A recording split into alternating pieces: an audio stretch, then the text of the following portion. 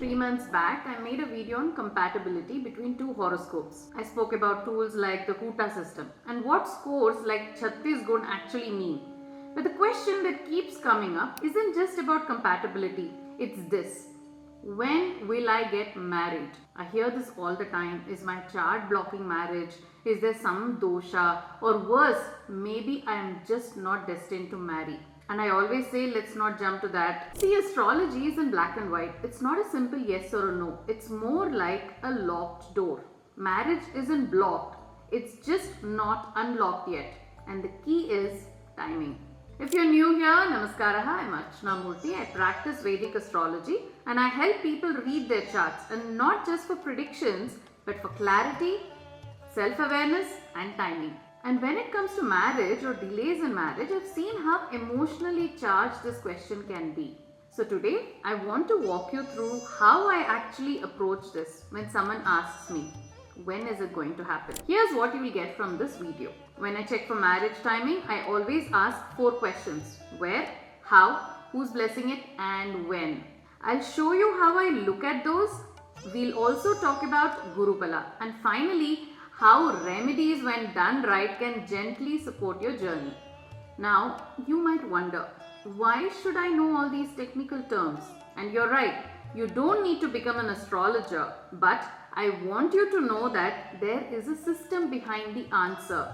There is a method, a formula. I'm not pulling things out of thin air. Astrology follows a rhythm, and when we read it properly, it can show you why there's a delay or when the timing opens up.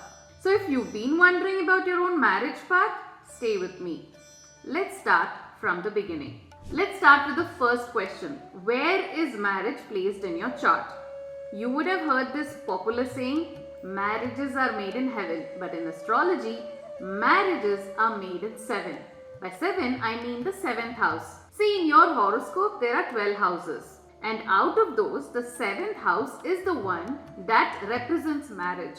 7th house also tells us about the nature of your spouse, the kind of relationship you will attract, kind of partnerships you experience. But just seeing a planet there doesn't guarantee marriage. I look at where the 7th Lord has gone, the support it's getting from other planets, its connection to your Lagna, Venus and Dasha. Because placement is one thing, activation is another. I remember a client with a strong 7th house, Venus placed there, 7th Lord exalted. Everyone had told her she should have been married, but it hadn't happened. And when I checked her Dasha, the timing hadn't come. A few months later, Venus Dasha began. The wedding followed. So yes, 7th house matters, but without supportive timing, it just waits. The second question, how will the marriage feel? That's where Venus comes in. Kalatrakaraka. People often assume Venus only tells you about attraction or beauty, but it's your relationship style, your capacity for affection, your emotional give and take. If Venus is well placed, relationships feel smooth and affectionate. But when it's trouble, say combust between malefics, you may face emotional mismatch. I've seen strong 7th houses but weak Venus, and the person kept attracting one-sided relationship or emotionally unavailable partners. Venus answers not just will I marry, but will I feel loved? That's why I never skip Venus in my analysis. The third question, who's blessing the union? That's where Jupiter comes in. Even if the 7th house is a little shaky, if Jupiter is strong and well placed, it can uplift the entire marriage promise. Jupiter represents your belief in the process, your ability to trust, the higher guidance behind relationships. But if Jupiter is weak or afflicted, you might meet the wrong people or feel like no matter how hard you try, something blocks the connection.